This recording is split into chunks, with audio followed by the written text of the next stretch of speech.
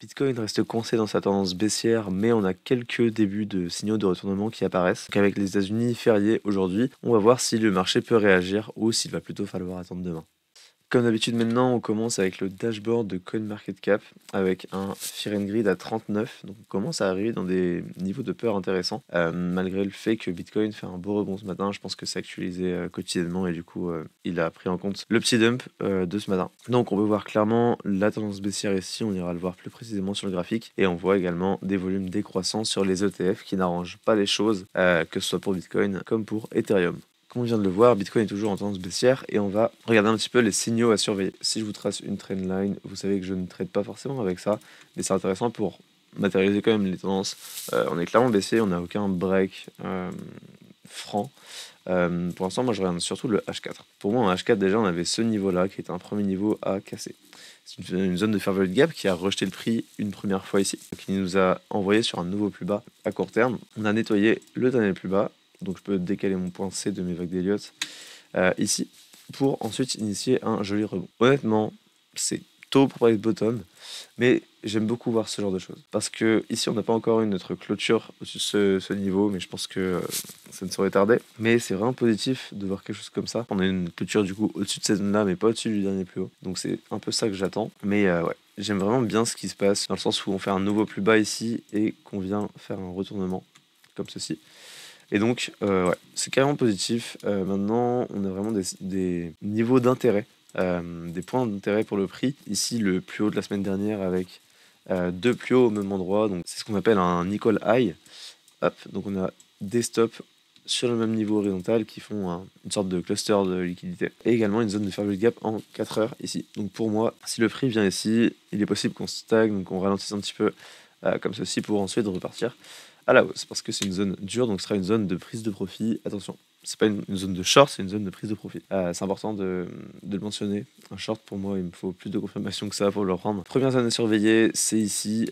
Pour moi, tant qu'on n'enfonce pas ce plus bas, la direction possible est vraiment ici. De plus, on est en train de matérialiser un breaker. Si on se le dessine comme ça, on n'a pas une clôture vraiment très propre, mais pour moi ça c'est une zone qui, si elle se confirme, peut servir de support pour le prix, par exemple comme ça. Et ici il y aurait potentiellement un long à prendre, mais c'est compliqué parce que la tendance de fond elle est vraiment baissière. Prendre un long juste sur un retracement, ce serait faire un peu du contre-tendance. Je suis pas fan. Ça peut être intéressant, mais avec un petit risque. Je m'avancerai pas forcément plus là-dessus, mais voilà, c'est un setup assez intéressant. Et évidemment, après, le deuxième point d'intérêt, il est ici. Donc le plus haut, pas de la semaine passée, mais de la semaine encore avant. Et ensuite, le point d'intérêt ultime, il est ici, avec notre zone de fair value gap en 4 heures. Globalement, elle est là. Ce serait toute cette zone-là, quoi. Toute cette zone-là, pour moi, c'est une zone dans laquelle le prix peut rejeter. À surveiller. Là, on serait plus sur une zone de short, mais c'est vraiment si j'ai un retournement structure. Si j'ai pas de quelque chose qui fait ça, il n'y aura aucun short à prendre ici pour moi, mais ce serait évidemment encore une fois une zone de prise de profit sur des longues. Pour l'instant, rien à se mettre sous la dent. Tant qu'on n'enfonce pas ce plus haut là, on reste dans une tendance baissière en H4. Donc voilà, c'est vraiment le niveau qu'il faut flip sur Bitcoin pour inverser cette tendance. Comme on l'a vu tout à l'heure, les marchés US sont fériés aujourd'hui, donc on aura peu de volume. C'est rarement dans ce genre de conditions que de grandes décisions se prennent. Par exemple, c'est comme les journées du samedi qui sont très peu volatiles. Dimanche un petit peu plus, mais vraiment le samedi, c'est impressionnant comment c'est peu volatile. Si on va ici, donc voilà, ça c'était la journée du samedi sur Bitcoin, vous voyez bien, c'est complètement flat.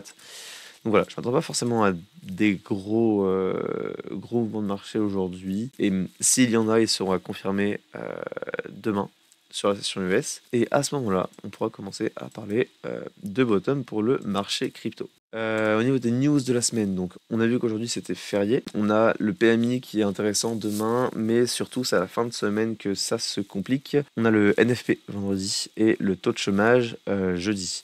Sachant qu'actuellement la Fed est en train de regarder l'emploi pour baisser les taux. C'est quelque chose qui va vraiment être regardé de près par Jérôme Powell et ses collègues du coup de la Fed. Et donc la semaine prochaine, on a le CPI, ça c'est vraiment une news super importante qu'il va falloir regarder de très près également en vue d'une potentielle baisse de taux.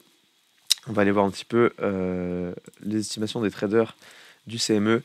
Voilà, on a toujours une très forte probabilité que la Fed baisse ses taux le 17 septembre lors du prochain meeting du FOMC.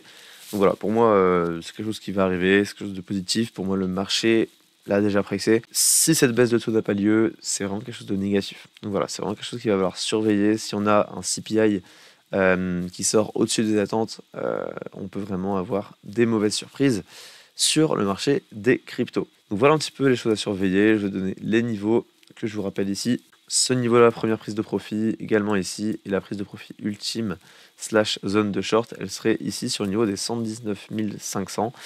Tant qu'on n'enfonce pas le niveau des 107 300 dollars, pour moi, c'est aussi à très court terme pour la journée ou pour les prochains jours à la limite. J'espère que la vidéo vous a plu. N'hésitez pas à mettre un like, un commentaire, à vous abonner. Et moi, je vous dis à demain pour une prochaine analyse.